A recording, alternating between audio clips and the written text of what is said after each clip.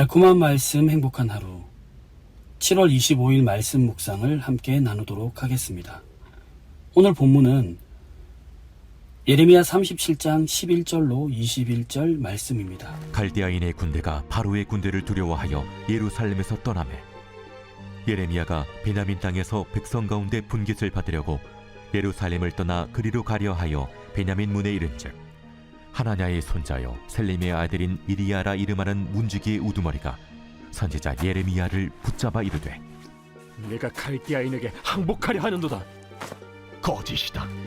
나는 갈대아인에게 항복하려 하지 아니하노라.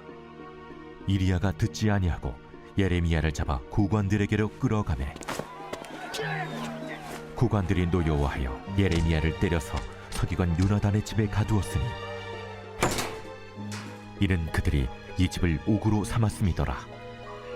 예레미야가 뚜껑 씌운 웅덩이에 들어간 지 여러 날 만에 시드기야 왕이 사람을 보내어 그를 이끌어내고 왕궁에서 그에게 비밀이 물어 이르되 여호와께로부터 받은 말씀이 있느냐? 있나이다. 왕이 바벨론의 왕의 손에 넘겨지리이다.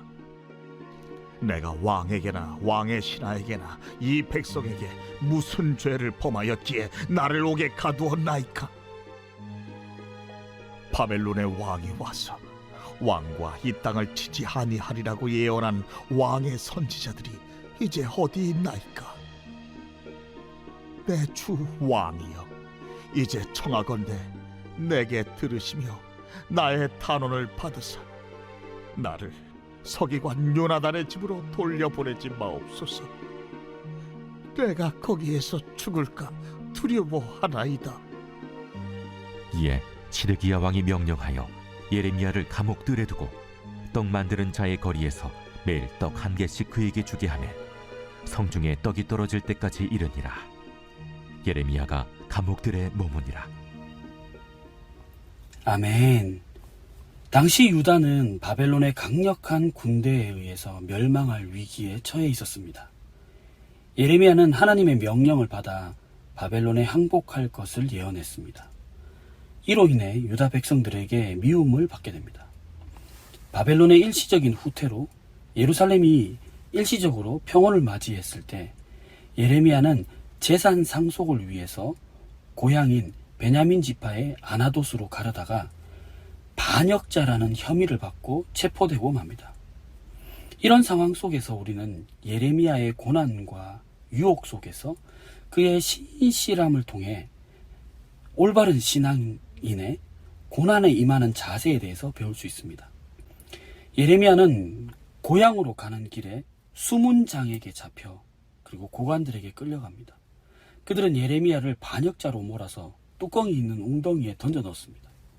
예레미야는 그곳에서 여러 날 동안 고초를 겪어야 했습니다. 고관들은 예레미야의 해명을 들을지조차 않고 그를 폭행하고 감금했습니다. 얼마 후에 예레미야가 웅덩이 속에 있을 때 시드기야 왕이 예레미야를 찾아왔습니다. 하나님이 주신 예언이 더 있는지 묻습니다. 예레미야는 이전과 같은 예언을 전했어요. 바벨론은 잠시 돌아갔을 뿐이라고 말합니다. 그러니까 시드기야 왕은 예레미야에게 하나님의 예언을 물으러 갔다는 건 예레미야를 하나님의 사람으로 인정하고 있었다는 겁니다.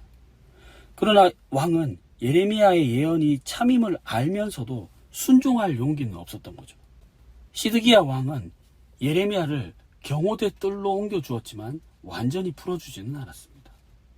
시드기야 왕은 바른 선택을 하지 않았습니다.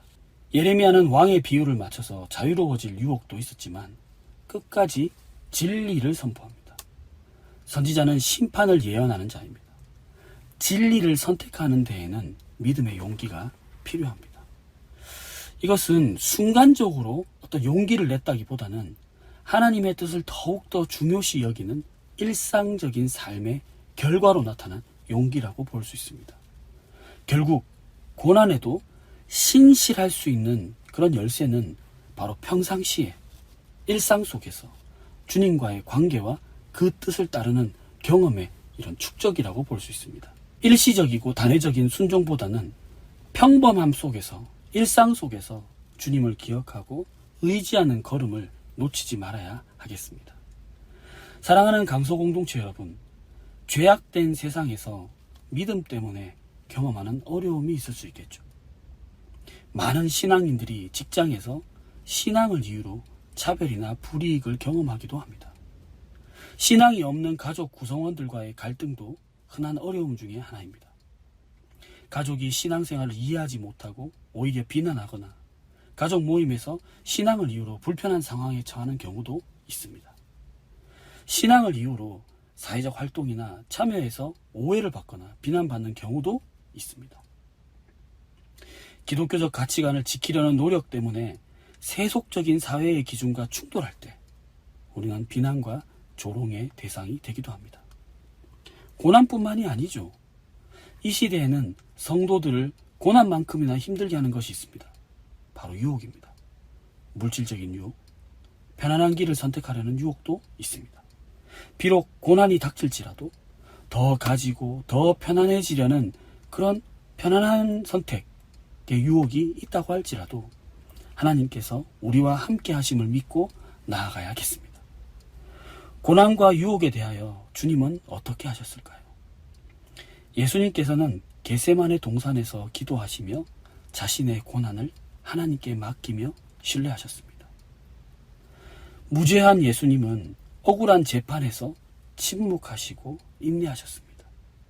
또한 예수님은 십자가에서 고난당하실 때조차도 자신을 못 박은 자들을 용서하셨습니다. 광야에서 사탄의 유혹을 물리치셨고요. 편안하고 안주하려는 유혹에도 아버지의 뜻을 따라 순종하셨습니다. 자, 우리 이렇게 선포합시다. 이미 승리하신 주님께서 고난과 유혹 속에서도 우리와 함께 하십니다.